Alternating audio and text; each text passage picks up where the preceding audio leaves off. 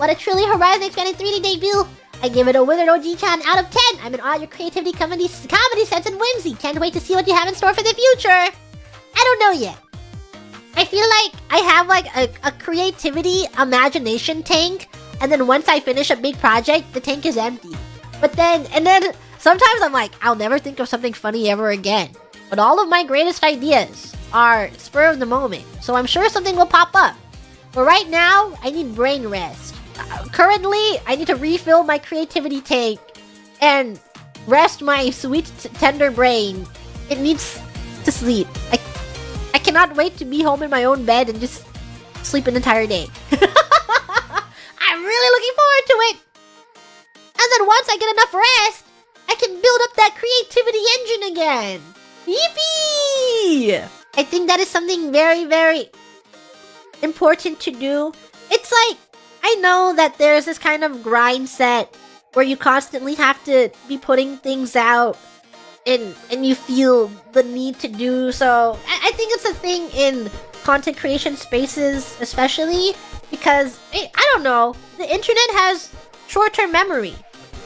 Their attention spans are very small. And I think when it comes to like a lot of stuff, not even events and things, even random drama happening on a TL, everyone's attention spans are really small. I think it's because of like overexposure and the overabundance of news. Because you very literally have the entire world at your fingertips that you're constantly consuming, and there's so much consumption going on. So I think in general, a lot of content creators like, I need to keep doing things to stay relevant in this sphere and this internet age. But I think doing that kind of grind is kind of debilitating and really, really, like, some people thrive on it. Not going to lie, there are some people that are really good at that. I don't think I'm one of those people. I'm really scared of burnout, which I don't want. I want to be able to keep doing this for as long as I can. I don't want to be creatively burned out. I want to still have my passion to keep doing things. So I hope you guys understand when I have some slow periods of doing nothing, but I'm just really recharging my brain so that I can have my next big idea. And then my next big thing. And I'll go on to next bigger things. But just know that I am doing my best to keep my mental landscape healthy and trimmed and just well taken care of, so I don't enter this phase of like, oh, I'm doing this because it feels like an obligation kind of thing. No, I want to do it because I love it. I love the art of putting on a funny show, the craft of it all. And then we'll see what happens. always take care of your mental. I think about this a lot. Not recently, for the past year of being with you guys. I think the first half of the year was the hardest for me mentally because it was a lot of transitioning into the role of like being perceived by so many people at all times that it was really taxing on me mentally. And I think that was probably when my mental was at the... No, I don't know if I've talked about this, but my mental was at my lowest the first couple months. But slowly and steadily, I've gained more confidence and more... I've felt more relaxed and more chill. And I've come to be at peace and whimsy. And everyone... Like, sometimes people ask me, they're like, how are you doing? How's your mental doing? I'm like, normal. And I think that's the best. That's so good. It's so good when you're like, yeah, I can't really think of any major grievances I've really had. I don't really have a cause to be really upset. I've just been fine. And being fine, that's awesome. Being fine is good. It's good to be there.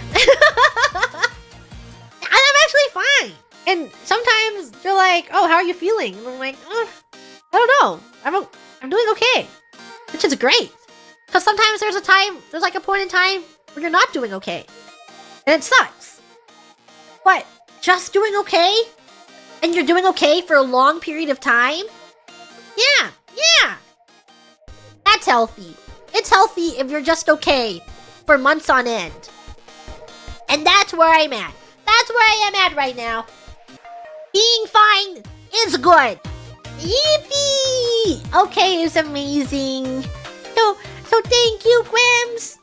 It's because of you that I have found my confidence, and that for the I don't know, my thoughts, spending time with you guys. It's just I'm like, yeah, you know what? We should never lose our whimsy. Don't lose it. Don't lose your silliness. I also believe it's something, you know how children are really creative, and then it's something that you think about, like, whoa, I was so creative as a child, and now that I've grown up, I feel like I've lost that creative spark, that imagination. But we can do our best to not lose that imagination. We should have a drive to create. And I hope I can inspire you to create. Like maybe if you liked writing in the past, or you were more hands-on and you like crafting things, I hope you can find that passion to do those things for yourself. Never lose your whimsy. Never lose it. If you lose your whimsy, you become jaded and cynical. And then you start seeing everything in a negative light. And then, I don't know. I think it's really downhill when you adopt, like, crazy, massive negative energy where you can only scrutinize every piece of media. Like, you'll watch a movie and you're like, that was... I'll say, like, an objectively average piece of media. And then you just spend the entire time nitpicking it and taking it apart and going, that was trash and it was garbage and it wasn't very good. But living life like that is kind of sad because you just like, it's a feedback loop of negativity, and you're like, it can be fun. Sometimes it's fun shitting on a piece of like, on a movie. If the movie is bad, it's fun to do that. But if everything you do is just negative, then that just builds on. And your negativity builds, and then you get kind of sad, and it sucks. It sucks if you build that foundation for yourself. So make sure to let loose, do things you enjoy, be a little silly, be a little cringe. Yeah, your brain literally rewires itself if you think too negatively for your entire life. That's just what happens. It's like what people say if you're like, you constantly make self-depreciating senses of humor where you're always talking down on yourself, is that you might not think it, but it's passively building up, and you think of yourself in worse lights. So that's why I've been trying to gas myself up more and be like, yeah, I am awesome. And you just say that, and you keep saying that, and eventually your brain catches up and you think of yourself more positively. No self-debuffs. Don't do it. Don't self-debuff yourself. You don't want it. Don't live like that. Don't do it. Stop. Sticks and stones may break your bones, but words will always hurt you. Words will always hurt you. Words are the sticks and stones to your mind. Yay! New Gigi Hope Core incoming. Never lose your whimsy! Be cringe! Sometimes I watch like vlogs and stuff, and I watched a vlog of these people going to Disney during, I don't know, a Star Wars night or something. And then just seeing all of these grown adults go to this night in like Star Wars cosplay and bringing their lightsabers, but they're so happy. And the way they talk about their interests, they're just brimming with excitement and passion for the things they love. And I'm not into Star Wars, but like seeing them so into it and just so happy. And I'm like, wow, it's really, really sweet to see someone so passionate about their interests. And just watching that vlog, I was like, it's amazing. They're having so much fun. And they're like nerding out. They're lore dumping, they're info dumping about like, because they love the franchise, so they know everything about the lore, and they're just like explaining the lore. I'm like, that's awesome. That's beautiful. So if you have something like that in your life, where you're especially knowledgeable, share it. Someone will listen. And people who don't listen, they don't matter. The people who won't who think less of your interest, I think you should drop those people. Shed everything that is negative to you. Whimsy Max. Though, dropping them may seem like an extreme, but I do think it's like a lot of things are. It depends on situation. There's a lot of context needed. Every situation is different. But if someone takes away your whimsy, or someone makes you feel less whimsical because they are putting you down, then I think you need to reevaluate it. Flash genuine.